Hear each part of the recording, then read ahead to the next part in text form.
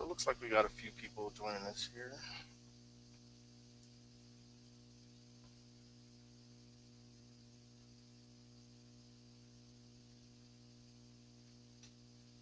All right, we'll give everybody maybe one more minute and then we'll go ahead and get started. While we're waiting, do we need to log into anything or? Um, Not necessarily. If you go to quicklabs.com, and that's Quik, I'll put it in the chat because I always forget. It's Quik labs.com. If you go there, you can sign up for a free account to run labs on AWS, the AWS platform for free. And if you want to follow along in real time, then I'm going to be using Quick Labs to do both of my demos. And then also, if you want the slides, I guess I could put a link in here too.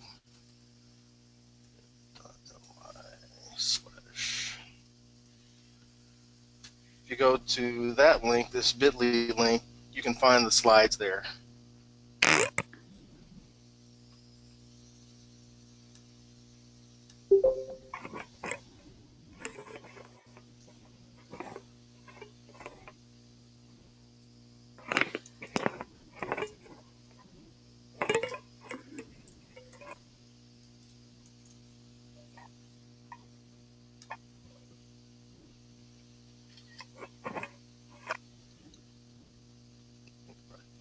Yeah, that's how I'll do that.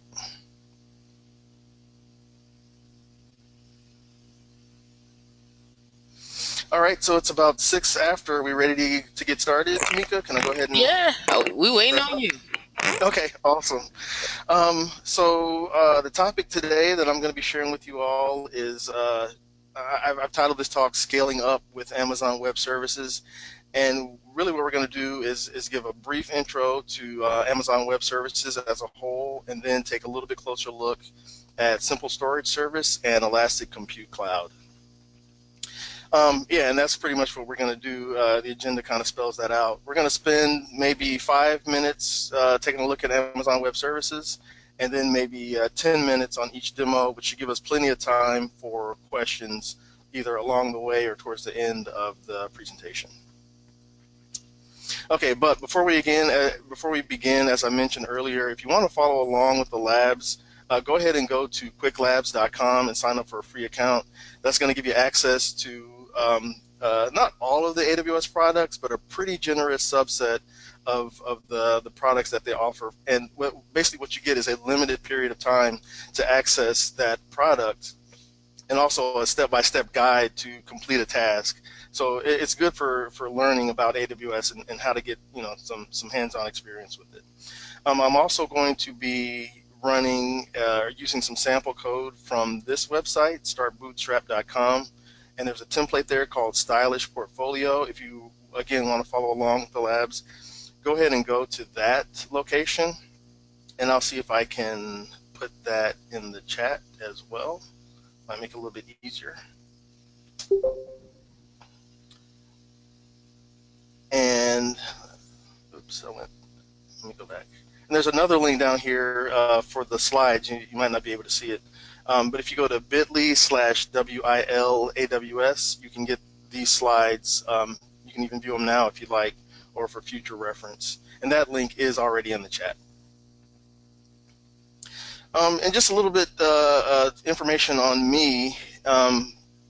I have a BS and MS in computer engineering from Iowa State. My specialty, as I was trained, was actually integrated circuit fabrication, but I interned in, I did a National Science Foundation internship learning how to make the wafers that make integrated circuits, and honestly, I did not care for it. So I went back to my hardware and software roots and learned more about administering the actual computers themselves. And so over the past 20 years or so, I've gotten experience in administering a variety of systems, including public-facing, high-traffic websites. And I mean, I've got a couple logos down here. Of course, my Cyclones for Iowa State University. Then I've got this Toyota emblem, where I got a lot of my experience was working with a team that administered the sites for Toyota, particularly Toyota.com, Lexus.com, and Scion.com. And during the time that I was there, Toyota was making the push from using on-site data centers to moving to the cloud, and they selected Amazon Web Services as their cloud services provider. So I got a lot of experience in migrating applications from locally hosted data centers to moving them to the cloud. And so I have about 3 years of experience working with AWS products. And this year, I decided to go ahead and get certified so I can have that experience recognized. And I studied and took the test for the solutions architect at the associate level, and I did get that certification. So let's go ahead and jump in and take a quick look at Amazon Web Services. You may know, I mean, given the name, Amazon Web Services is a subsidiary of Amazon, that company that you go to their website, you order something, and if you're a Prime subscriber, you get it, 2 days, maybe even less. And what they did in 2006 was realize that they had excess compute infrastructure that they could offer as a service to other people. So they really pioneered the market for infrastructure as a service, or IaaS or IaaS, in 2006. And one of their first offerings in that space was S3, which was simply a storage space in the cloud that developers or companies or even individuals could buy and use, as they saw fit. But bringing their entire portfolio together, what they do is provide a highly reliable, scalable, low-cost infrastructure in the cloud. So pretty much whatever you would need to do in a local data center, you could do in the cloud using AWS, and that's compute, virtual machines, databases. If you need to use MySQL or NoSQL, you could do that there. For networking, they provide load balancers, DNS.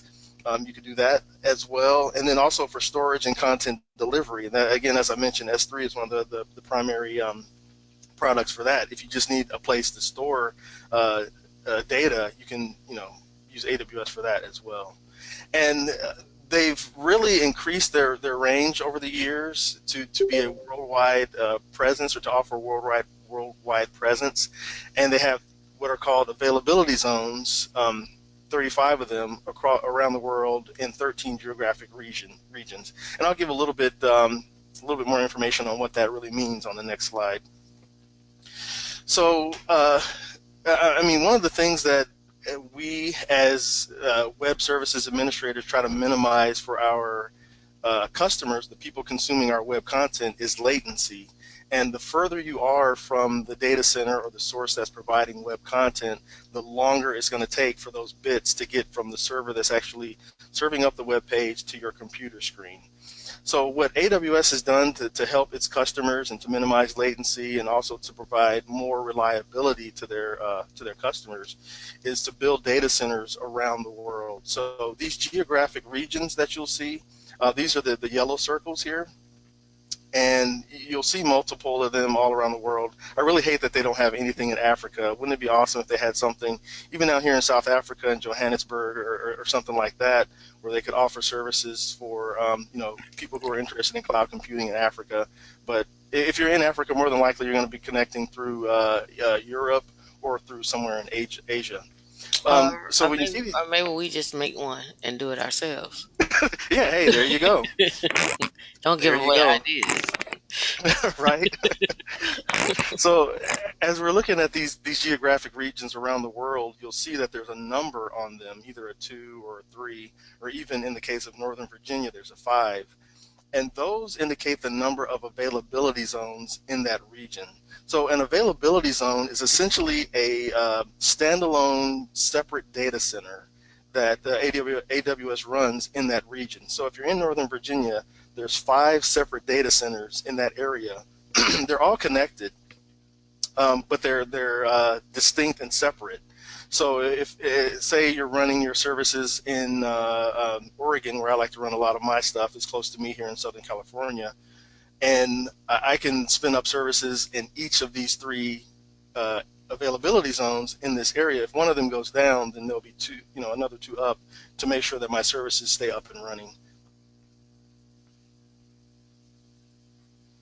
All right, and just to show that AWS is a leader in the cloud space, Gartner does an analysis every year to see who is leading in the cloud space around the world, and they come up with this I guess graphic called the Magic Quadrant, and the quadrants are the challengers, the niche players, the visionaries, and of course the leaders in the space. And pretty much consistently since they've started, AWS has been a leader in the cloud services space. They're followed not too far behind by Microsoft and their Azure offering. And then the next runner-up, a little bit further behind, is Google and their Google Cloud Platform offering. Everybody else is kind of back here in a pack for niche, and that includes Rackspace, IBM, VMware, and a couple of others that do offer cloud services as well. But I mean, I just offer this to show that AWS is a leader in the cloud space, and usually when companies try to consider migrating their services from on-premises data centers to the cloud, they're definitely going to take a long and hard look at AWS and more than likely decide on their services. Of course, Microsoft and Google, they're excellent providers in the cloud space as well, and they're catching up, honestly, to AWS. But this just goes to show that AWS is a leader in the cloud space. Okay, some of the products that make AWS popular and kind of desirable to people moving to the cloud are they cover a lot of space in computing, and just kind of from left to right, I'll call this the compute column, and this the storage column, and this third column the database column. So again, as I've mentioned, virtual servers, if you want to spin up a server in the cloud, you would use their EC2 or Elastic Compute Cloud product. If you're developing on containers, they do provide a container service. And kind of really a product or an area that's taken a leap in the past, maybe even just 8 months or so, is serverless computing, and Amazon has led the way in that space as well with their Lambda service, which is basically a means of providing content where you don't spin up servers to run the code. You just define the functions that you want to run based on an event or something that happens, and the code runs on Amazon infrastructure without you having to define how big a server you want, how much memory. You don't have to patch anything. And really, between containers and serverless computing, that is the future of cloud services, in my humble opinion. In the storage space, again, we have their simple storage service, or S3, archive service, Glacier. And what Glacier allows you to do is store things offline. Well, I'm sorry, they're online, but they're not immediately accessible. And the benefit of Glacier is that it's really, really cheap. Now, S3 is going to give you storage for maybe, I don't know, maybe 3 cents a gig or something like that. Glacier is fractions of a cent per gig. So you could store a lot of data in an archival format in Glacier and not pay a lot of money for it. The downside, though, is that when you go to access that information or access that data, it's going to take anywhere from 3 to 4 hours for it to be presented for you to download or to process. So that's kind of the trade-off. You're trading off cost for the time that you can access it, but it's a great resource for people who want to, say, if they have some legacy data, they know they're not going to access it on a day-to-day basis. But if they need to access it for some compliance or some record keeping type of thing, they can have that data there, and they just know that it's going to take them 3 to 4 hours to retrieve it. Then also content delivery. CloudFront is another product that AWS offers, and basically that's a content delivery system that caches web content closer to where the people who are consuming the data are, and that just lets websites run faster, essentially. It also minimizes the throughput to the source system, so you're charged for traffic coming in and out of Amazon Web Services at the network level. But if you're using CloudFront, it reduces some of that cost because the data is cached at an edge location closer to the person consuming that data. on the database side here, I mean, RDS, or relational database, is probably one of the more popular database offerings. And in that space, we're talking MySQL, Oracle, Cassandra, or databases along those lines. I'm sorry, MariaDB, not Cassandra. And then in the managed NoSQL space, they offer their own NoSQL database service, or software called DynamoDB. And if you need to do some in-memory caching for an application, they offer their own Memcache-based service called Elasticache. And again, this is only a subset of the products that AWS offers, but these are some of the more popular ones that people first start taking a look at when they think about moving their current workload from on-premises or even from another cloud provider into AWS. Okay, and one of the things I really think is cool about AWS is their free tier. So what they do in their free tier is they give access to their entire product suite, free access to their suite for 12 months. Now, to open an AWS account, it does require a credit card, and you may incur charges if go past the limits of what they offer for their free tier. But however, in my usage of the free tier, I've only spent maybe like $2 or $3 a month in running virtual servers, running databases, running load balancers, and so on. So it's really a low barrier of entry for people who want to get experience on AWS. Now, I will say, in comparison to the other cloud providers that are kind of close behind AWS, Azure does offer you some free time. Google Cloud Platform, they do also offer free time on their services, but they don't give it to you for 12 months. So, I mean, that's just kind of a comparison. If you want to use it for quite some time before taking a leap, then AWS is going to give you about a year to get that experience. And here's just a couple examples of what you can get on the free tier. If you want to spin up a virtual machine, you can get 750 hours per month of Linux or Windows with a T2 Micro instance. And T2 Micro really just determines the size of the instance, the number of CPUs, the amount of memory that server can run. And that's, I mean, it's small. You might gather that from the micro name, but it's pretty, pretty beefy, substantial enough to run a moderate website, or moderate application, and definitely enough to get your feet wet for using AWS. Yeah, and Tamika's here says we go back and forth about Google Cloud Platform and AWS. They're both very good offerings, but yeah, I kind of jumped on board AWS before getting more experience with Google Cloud Platform. And then just to kind of round out the free tier, simple storage service, you get 5 gig of standard storage. They do have SSD storage, which is a little bit more expensive. But for the standard storage, you get 5 gigs of it, which again is plenty to kind of get started.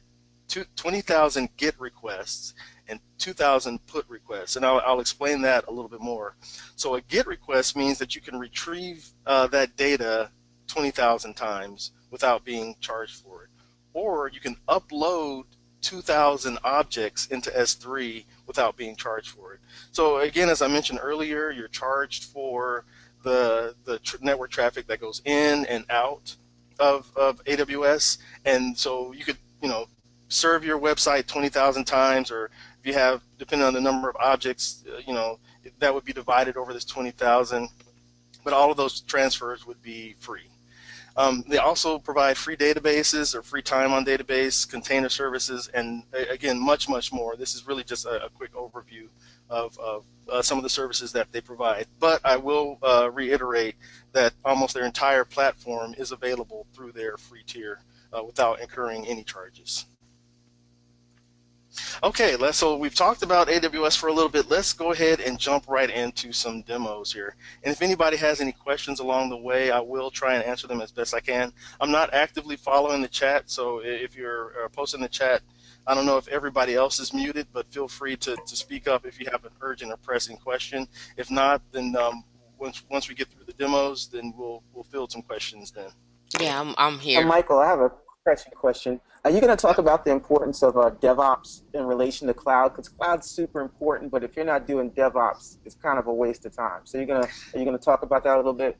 Actually, no, I'm not in this particular talk. We can talk about it maybe towards the end, or if we have the opportunity to chat later. Because honestly, DevOps could take its own talk. Um, so in this talk, I really just wanted to give an introduction to these two services, S3 and EC2. But yeah, in the greater scope of things, if you are moving to the cloud, you do need to take a DevOps mentality, and that makes life a whole lot easier for everybody. And anything about cloud formation? I will not be going through CloudFormation today, no. Cool. All right. Thank you. Yeah, you're welcome. Okay, so the first demo we're going to do is we're going to take a look at simple storage services, or S3, and I am going to be using a Quick Labs to do that, the introduction to Amazon Simple Storage Service. And what we're going to do is we're going to create a location to upload files, also known as a bucket, and then we're going to set up a static website that operates at enterprise scale. So one of the benefits of using S3 for static website hosting is that kind of similar to the serverless computing, you don't have to set up a server, and Amazon will assure that your site, is up and operational and running just as fast as Amazon.com. You don't have to worry about anything, and you're going to have a site that runs blazing fast, and it is, has a high reliability. So And again, if you, when you I'm say sorry, go that ahead. when you say that, could you explain what static website is in case someone doesn't know? Yes, indeed. So a static website is a site that just serves HTML, CSS, and JavaScript. It's not going to have a database backend or any sort of PHP running. It's just going to be content that is not dynamic. Um, WordPress, for example, if you want to run a WordPress site or a Drupal site or something along those lines, some sort of content management system, you could not do that with a static website. But if you're just getting started and you want to make a splash page, or if you just have something that file that you want to share with somebody, or an audience, then a static website is great if you want to get something up and running. And again, if you go back to that last slide and say, hey, they got this free tier, I get 5 gigs, 20,000 requests free for a year, then you could run a free website on AWS. I mean, looking at it, you might think it's for a year. Honestly, you could do it perpetually if you kind of move things around a little bit. I'm not going to go into that, but it's just another way to kind of take advantage of what AWS is offering. So let's go ahead and jump into this lab. So I'm going to go over to Quick Labs and get logged in. If I'm not already logged in, I am. Okay, so once you get to Quick Labs, this is the lab that we're going to run, Introduction to Amazon Simple Storage Service. For future reference, they give you all the lab that, all the actions that you'll need to take, some background information here. We're not going to follow that because honestly, when you start a Quick Lab, you'll see the entire AWS console, and you can access all of it. Some of it you might not be able to get to depending on the type of lab that you're running. So for instance, Amazon S3, this lab that we're running here, so I have access to all of S3. If I try to go to EC2 in this lab, it'll say, you can't do that here, you don't have permission, et cetera, et cetera. But while I'm in S3, I can do everything in S3 that they offer. This lab does not show you how to set up a static website, which is why I'm going to show you how to do that right now. So let's go ahead and start the lab. And you'll notice when I start the lab here in just a second, it'll say time remaining. So this lab gives me 30 minutes to run through. And if you run out of time as you're doing the lab, you can always go back and start it over. But we're going to be through this lab in probably about 5 minutes. So, quick question: where do I go to start my lab? I signed up, and then I think my page looks different than Sure. yours. So if you're on the home page, what you're going to do is go to the search bar. I believe it's over to the right. There's a Uh little search tab. huh. And just type in S3. Okay. And then you should see S3, and below that I think is going to say Introduction to Amazon Simple Storage Uh Service. huh.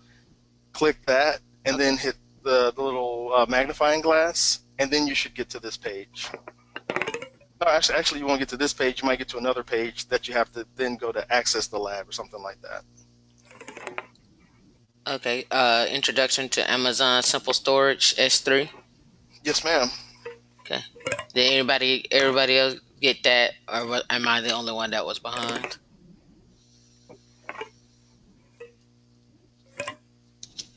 All right.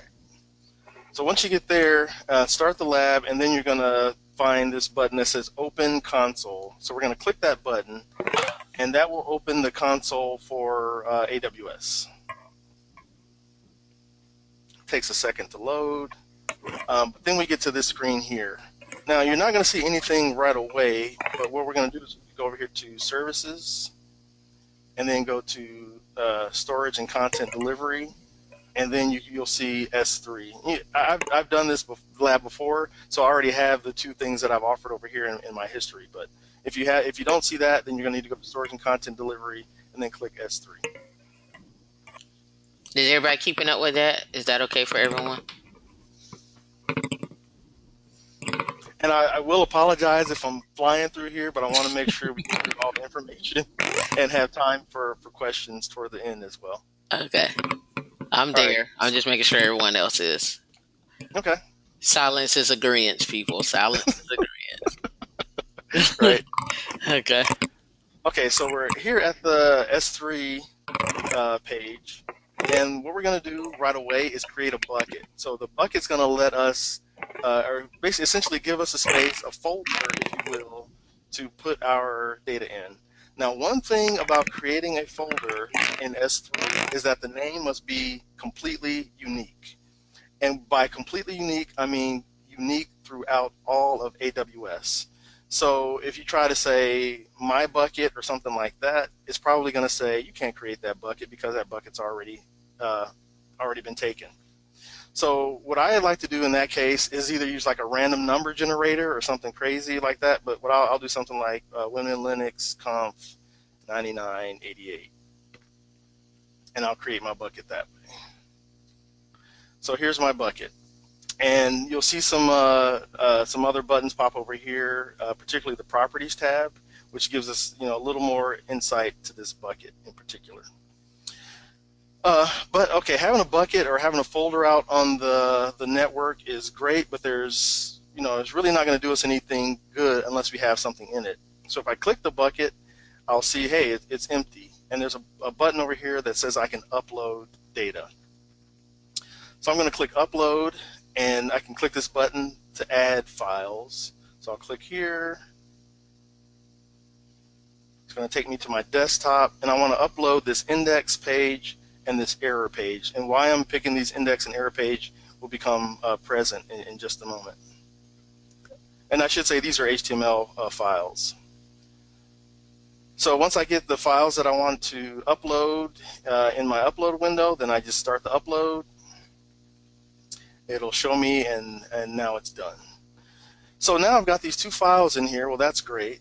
I can click on the index file, for example. I'll go to Properties, and I can see, some metadata that's associated with this file. In particular, I have this link here that would let me get to this file in a browser.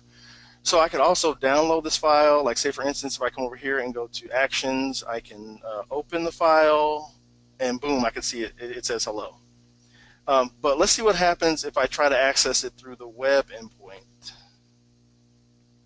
Oh man, I get access denied. Well, why do I get hello here when I try to open it, and why do I get access denied here when I try to open the web endpoint?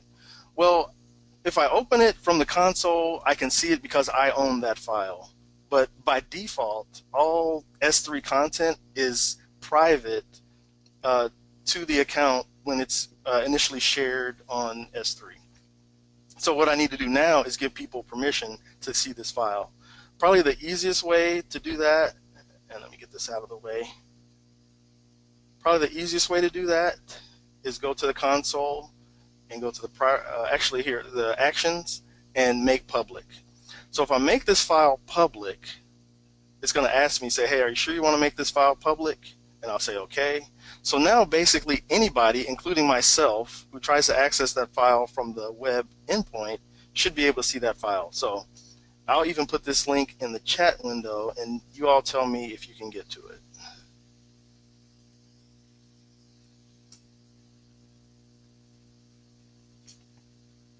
So now let me try to open that file as well. And I can see it. Pam wanted to know if you can repeat the ownership part again.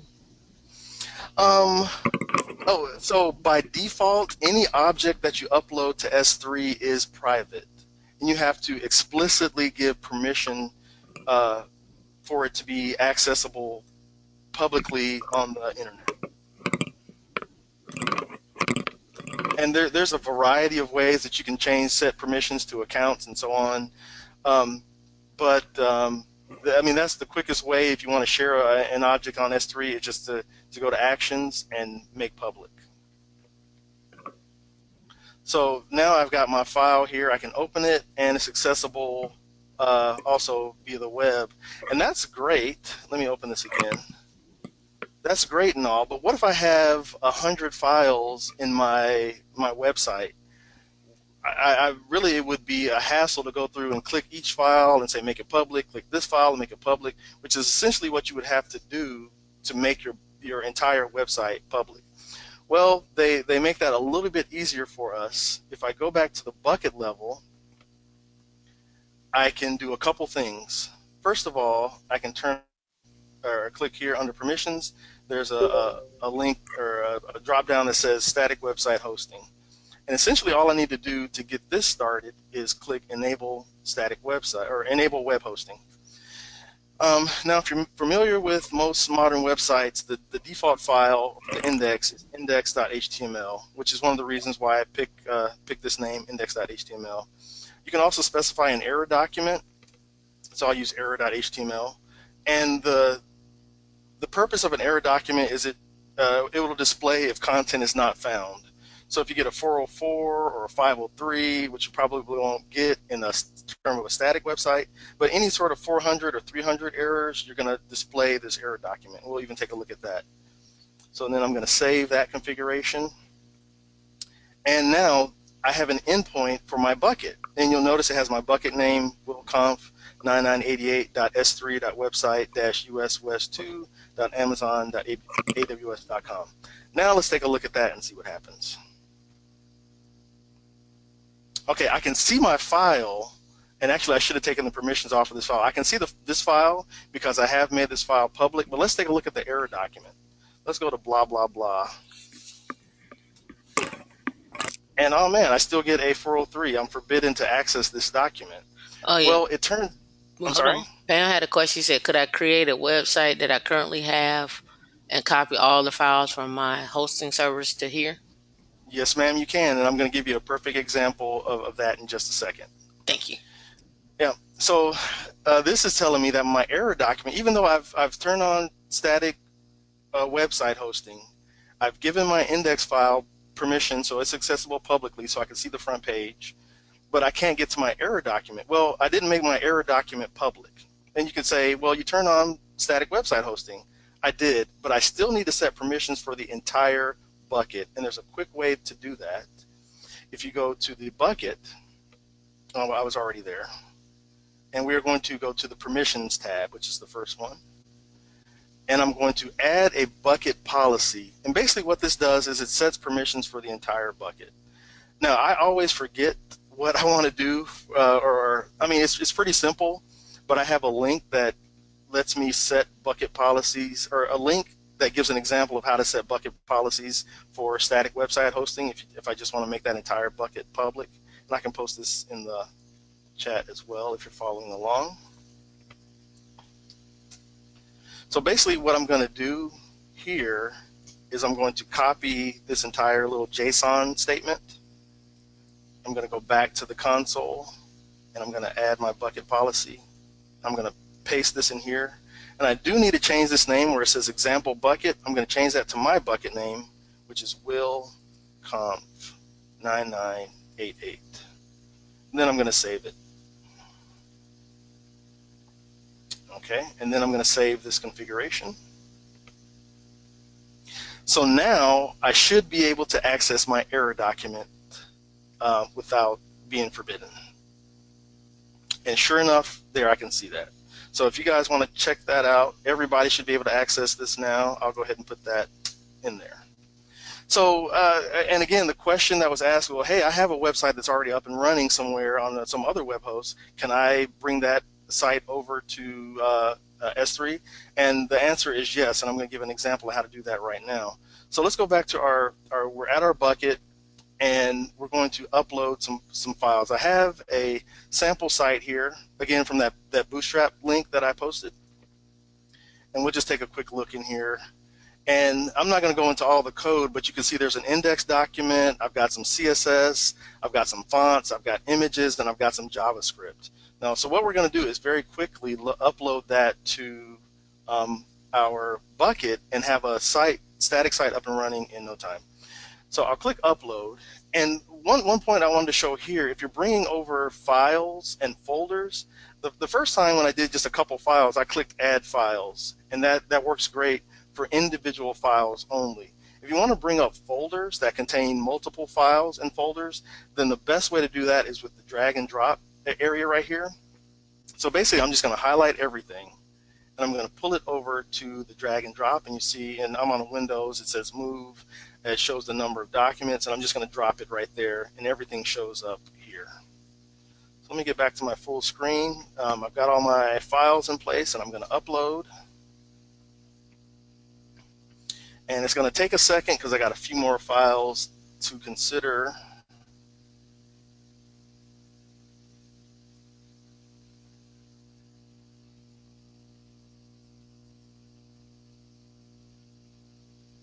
But while that's uploading, I'll go ahead and post the link to the site up. Oh, come on. It's probably refreshing because the transfer is not complete. Let me wait till this finishes. So while we're waiting, does anyone have any questions? Is anyone behind and need to catch up or anything? All right. So now let me go back. I'm going to click this. I'm just going to copy this link here. I'm going to post this in the chat window so you all can get to it. And tell me what you see when you get to that site. I'm going to open it up here myself as well.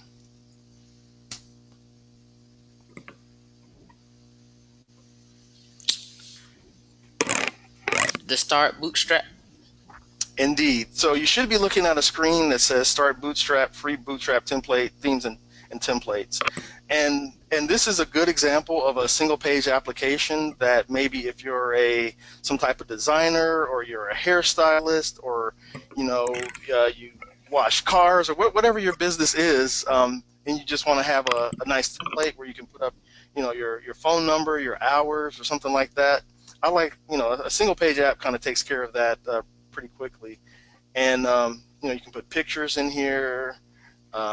One of the other things I like, a good demonstration of this single page app, you think, well, hey, it's a single page app, it's static, it doesn't have too much what I want to say, dynamic content to it. Well, you can embed objects like this Google Map page, and you can see I'm moving this Google Map page in real time here. So that's one example of how you can use JavaScript and CSS to embed some objects that are a little bit more dynamic. They're not necessarily accessing a database backend as far as your site is concerned, but it still offers you some type of interactivity for your site. And you even got the little drop downs over here, let you do jump around the site and that type of thing. So does anybody have any questions on that before I jump to EC2? If I still have time, Tamika, please let me know, because if I do go to EC2, honestly, I'm going to fly through it. And I almost wouldn't expect people to follow along in real time on that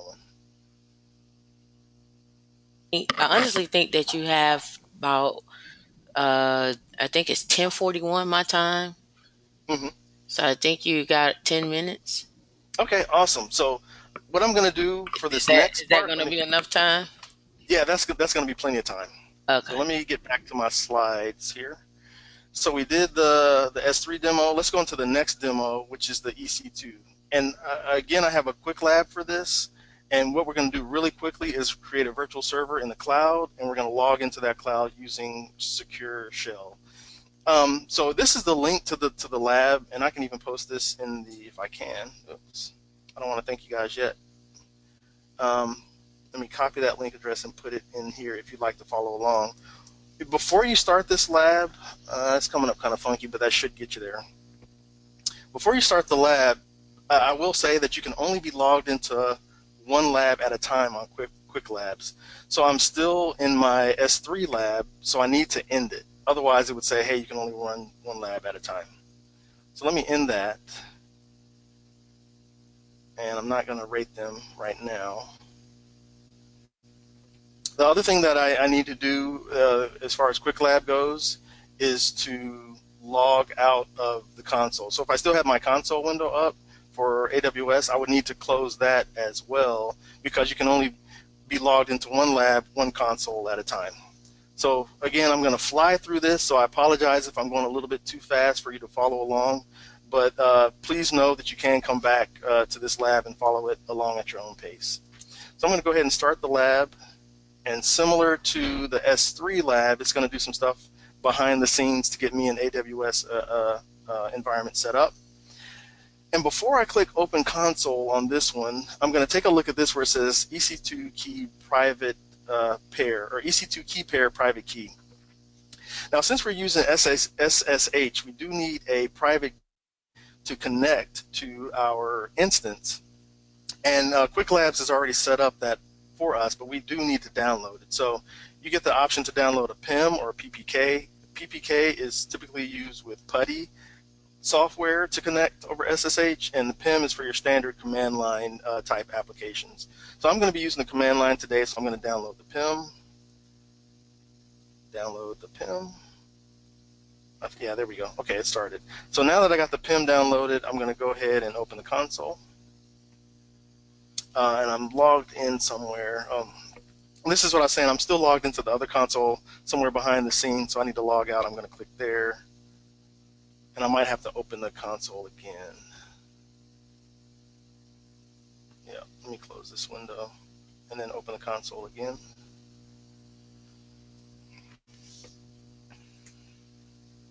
So now I'm getting logged in, and again, I see the entire AWS console. I mean, there's a lot of products that they offer, but for this particular lab, we know that we're limited to EC2, so I'm going to go ahead and go over here to where it says EC2, Virtual Servers in the Cloud.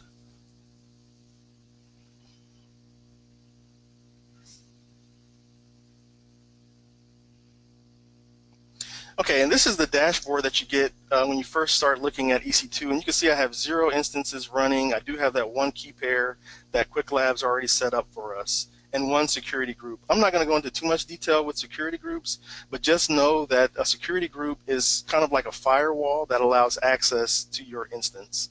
So I'm going to go ahead and launch an instance. And this starts the process for me to get my virtual server up and running. Now, when you're launching a virtual server, you can pick from a variety of operating systems to run.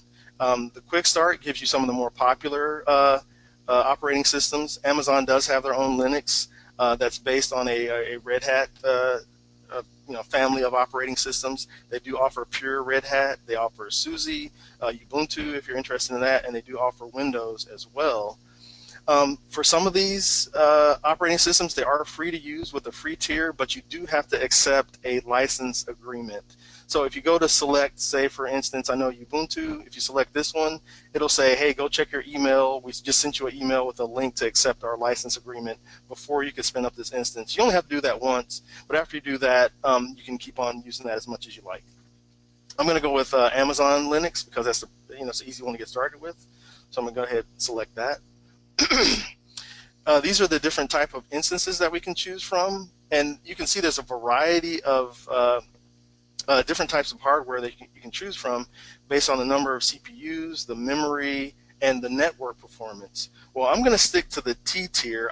I probably maybe could get away with using something bigger, and of course these get more expensive with the more hardware you choose, but Quick Labs might have kind of nailed us down to the T2 micro level, so I'm just going to go ahead and stick with that. And I'm going to click Next, Configure Instance Details. So I can spin up more than one instance. Again, Quick Labs might have that kind of limited to the number of instances that we could spin up. And just really quickly, we get to see the network that we're connected to, the subnet. And this kind of goes back to where I was talking about availability zones. Because I'm spinning up in the Oregon region, and you can see the regions over here. If I drop down, you can see all the different regions that AWS offers. On this subnet drop down, I can see the different availability zones within that region. So I could pick one. If I know I want to be in US West 2A, then I could pick US West 2A. It doesn't really matter at this point. Everything else I'm pretty much going to leave alone with the one. Well, no, I'll leave that alone as well. Then we're going to go to next, add storage. So if I know that I need more than 8 gigs, which is the default for the root partition, then I can add some more memory here. Then I'm going to tag my instance. By default, you should at least give it a name. I don't think it's required that you give it a name tag, but you can create whatever tags that you want. So I could say, what conference is this? It's the Women in Linux Summit, right? So I can give it whatever I want to, or I can just say, and these tags are, you can name them whatever you want. They're not bounded by any sort of global namespace. So I can call this my instance. Then I'm going to configure the security group. As I mentioned, security groups determine what traffic can come in and out of your instance. By default, you're going to get port 22 for when you're creating if you're creating a new security group through this launch process. By default, you're going to get port 22, which is the port that SSH traffic runs over. Otherwise, you wouldn't be able to connect to your instance. So I'm going to leave that there, and I'm going to review and launch. So on this review screen, I just get a quick look at all the things I've selected, the instance type, the security groups. I can go into the details and see a little bit more metadata on this instance. But I'm pretty happy with everything, so I'm going to go ahead and click launch. Now, one last thing I do have to specify before I launch is the key pair that I'm going to use to connect. And this is the key pair that Quick Labs already set up for us, so I'm forced to use that. But I do have to connect or click here to say I acknowledge that I have access to that key. And I'm going to launch that instance. So let's go over. After I launch it, it says, hey, your instances are now launching. And this is a kind of an ID it's a unique ID that AWS creates. And we can click that, and it'll take us to the dashboard for this instance. Okay, while it's spinning up, I'm going to go ahead and go over to my terminal and get to my PIM that I downloaded. Downloads. So here's, okay, which one was it? Let me go later, because I was doing this last night. So it's going to be this guy. So what I need to do now is, and there goes my dog barking. I apologize for the noise in the background. I'm going to refresh the screen, so now I can see that my instance is up and running. And if I look on the details tab, I can see here that this is the public DNS name for this instance. This is the DNS that I'm going to use to connect to this instance. So let me go ahead and copy that. Go over here to my terminal, and I'm going to do SSH-I. Actually, right here. I'm going to specify the key that I'm using, and the user that you use to connect to an Amazon Linux instance is EC2-user at, and then let me copy this again, paste that, and it'll say, hey, are you sure you want to continue connecting, which is a good sign because it lets me know that I got the proper DNS in there. And hey, I'm up and running, I'm connected. So now let's sudo up to root, and let's do first thing we'll do is a yum update, make sure that we're running the latest and greatest and everything.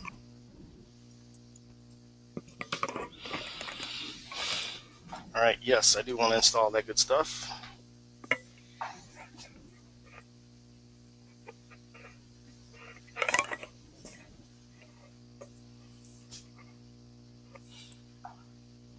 And one thing that you'll notice too when you're doing yum updates on Amazon Linux instances is that they're typically pretty fast, the downloads anyway, because Amazon keeps its own cache of RPMs in their data centers, so that you don't have to go out and specify. You can if you want to, but you don't have to. you don't have to specify the RPM store that you're going to be pulling from, or you don't have to, wait for, if you're running Yum in the case of this instance, to figure out what's the fastest repo and so on. It'll just figure that out for you automatically.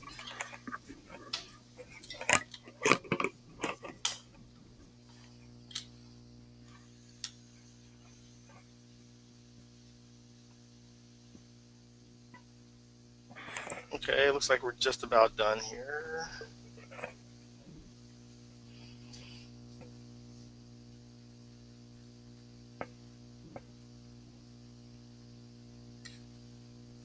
All right, does anybody have any questions? There's one more thing I wanted to show really quickly. Um, if anybody has any questions, I'd be happy to answer them.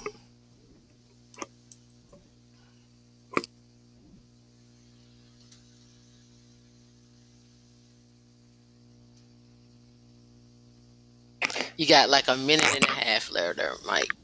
Okay. Yeah, the But update's taking a little bit longer than I had hoped. All I wanted to do was just install HTTPD and get that up and running. oh, Just you're to give you're fine. I just want to say, Mike, can you stick around in your booth for like 30 minutes in case someone has questions or so forth? yeah, indeed. I'll be around for just a little bit after this. Okay.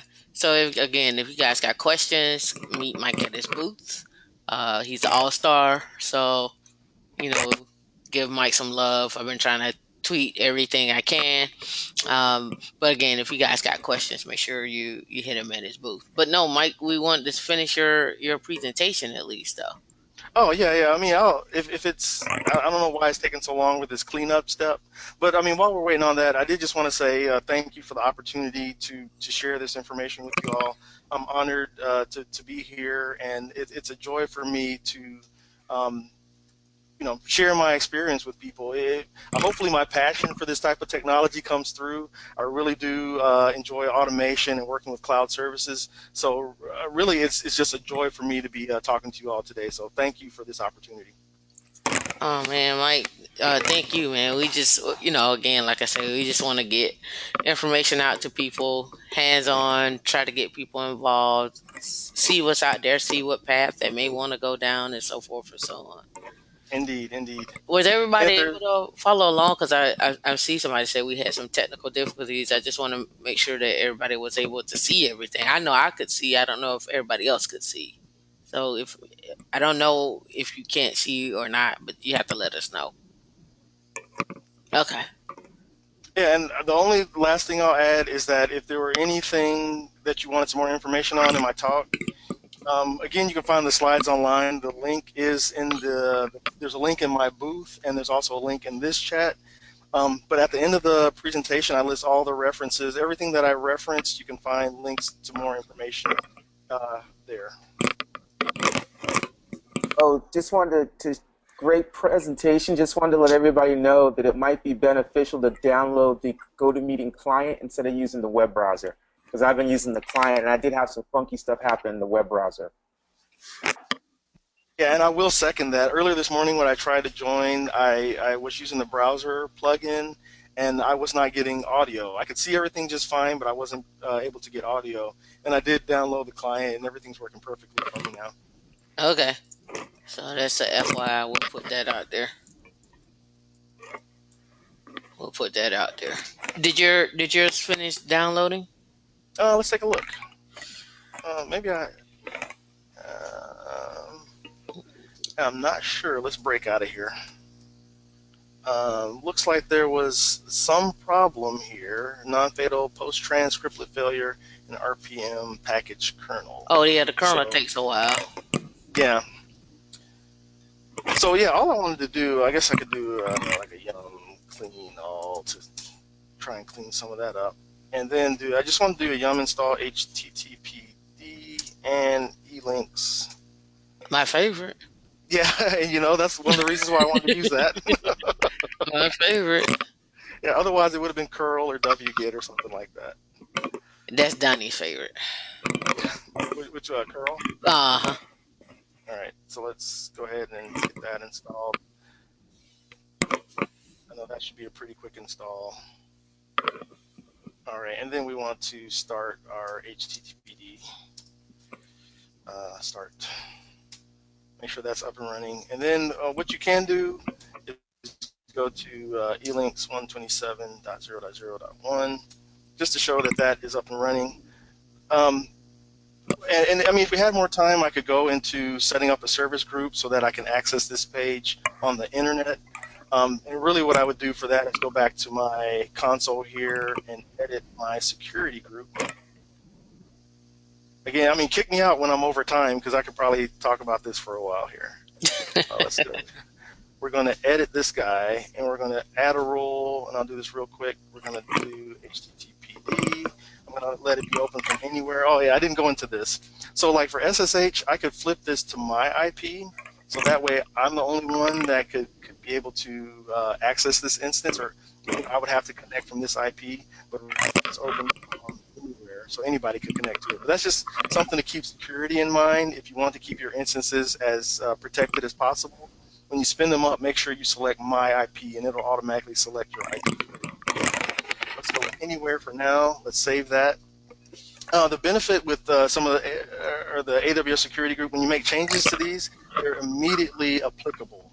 So now if I go back to my instance, go back to my dashboard, actually go here to instances, click My Instance, and then click this guy. Copy that and go to a browser, I should be able to hit it. And sure enough, there's my page up and running. I'll even drop this in the chat window if I can get to it. So if you want to try to access this instance, you can go ahead and do that. And what I like to do when I'm doing something like this is go to the logs.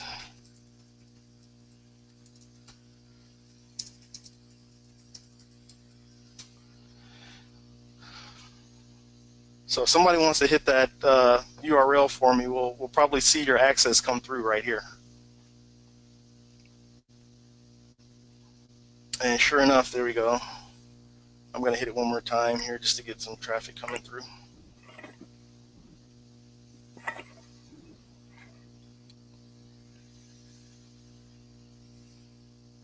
So yeah, that's pretty much wraps things up for me. But again, I just want to say thank you all for joining me today as I share the information with you. And Mike, thank you again for having us in your home. early in the morning. Yeah, the dog's going crazy over here. Early in the AM. Yeah, everybody else is asleep right now, so that is one benefit for doing it this early. So it minimizes the interruption around me. Awesome. And again, this session is recorded. If you guys have questions, meet Mike at his booth. Your next sessions have started. We're doing Puppet next, and you're doing Chef with Nicole. So if you got questions for Puppet, the recruiters are there. If you want to see Nicole's, you can hop in that booth for Nicole, but people are waiting on you. Thank you again, Mike. Thank you again for everybody attending. Thank you for following along. If you missed out on anything, the slides will be available and the recording will be available. I have to go through those things. Okay? All right. Bye, everybody. Bye, everybody.